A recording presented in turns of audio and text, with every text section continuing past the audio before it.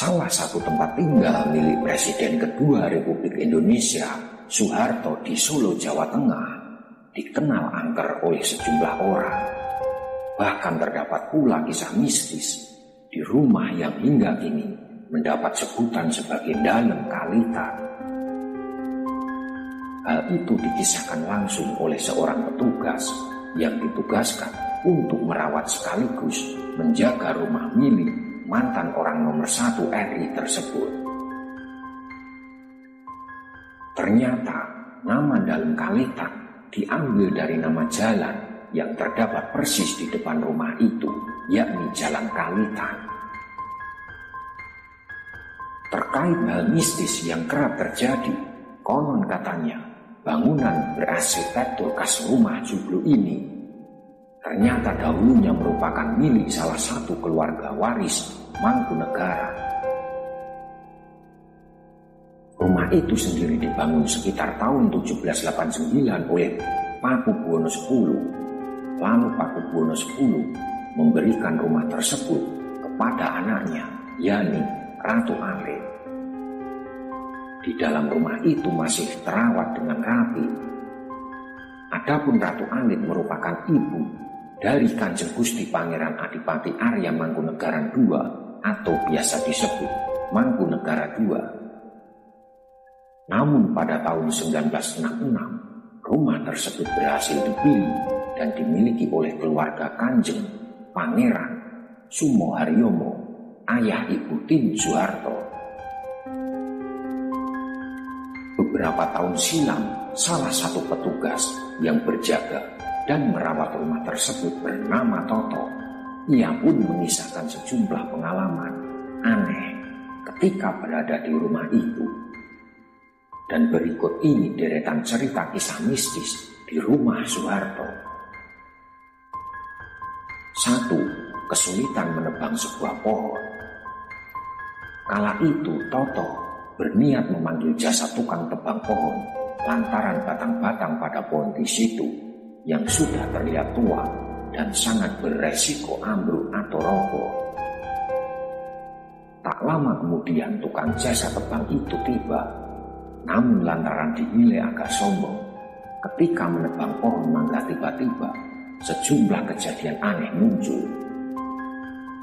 Karena dia agak sombong, tiba-tiba mesinnya mati, tidak bisa dipakai. Setelah dibongkar, ternyata di dalam mesin ada potongan kayu besar, kata Toto. Bahkan hanya untuk membereskan batang-batang satu pohon saja, si penebang itu harus mengganti mata gergajinya yang dibuat rusak hingga sebanyak 6 kali. 2. Pada dini hari, gamelan berbunyi sendiri. Sebagai orang Jawa, di kediaman Soeharto, keluarganya memiliki seperangkat peralatan gamelan yang disimpan di dekat ruang depan. Meski alat musik tradisional itu jarang dimainkan, terutama di waktu acara-acara tertentu, Toto menjelaskan bahwa ketika memasuki dini hari, tepatnya pada pukul 02.00, gamelan tersebut sering berbunyi. Gamelan ini sering berbunyi sendiri, terutama sekitar jam 02.00 dini hari, ujar Toto. 3. Petugas sering dipindahkan. Ketika sedang ada petugas lain yang berjaga, kata Toto, pernah suatu hari kejadian petugas itu tertidur. Anehnya, meski hanya tertidur sambil duduk sebentar saja, petugas tersebut tiba-tiba sudah berada di tempat lain ketika terbangun. Petugas yang tertidur meski sambil duduk dan hanya sebentar, tiba-tiba setelah bangun sudah berada di tempat lain, ungkap Toto. Saya juga tidak tahu siapa yang kuat mengangkat petugas jaga yang tertidur itu, sambungnya. 4. Ada burung tak sengaja tertembak listrik langsung padam seharian. Nah, peristiwa ini paling susah dimengerti oleh logika dan nalar manusia. Kala itu, tepatnya pada sore hari, seorang petugas datang ke rumah Soeharto untuk memperbaiki sejumlah senjata yang ia miliki. Usai memperbaiki, petugas itu kemudian mencobanya dengan menembakkan ke arah udara. Tanpa sengaja, tiba-tiba peluru tersebut mengenai seekor burung gereja hingga mati. Seketika itu sambungan listrik di rumah Soeharto padam bersamaan dengan tewasnya burung itu. Petugas PLN pun sempat datang untuk memeriksa hingga malam hari, sampai akhirnya mereka mengaku menyerah dan tak mengetahui penyebab padamnya listrik di rumah Soeharto itu. Petugas PLN nyerah, akhirnya kami gelap gulita malam itu sampai hari berikutnya, ujar Toto.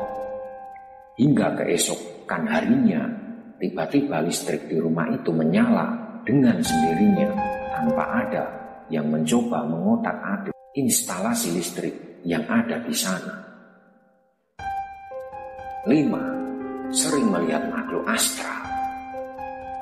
Selama berjaga di rumah milik Soeharto itu, Toto kerap diperlihatkan makhluk-makhluk astral. Namun saya sangat sering melihat makhluk gaib di sini. Kejadiannya sudah berulang-ulang, tapi saya diam saja karena ini kan memang rumah ratu, imbuh Toto. Demikianlah deretan kisah mistis di rumah Soeharto. Angker bikin merinding. Terima kasih.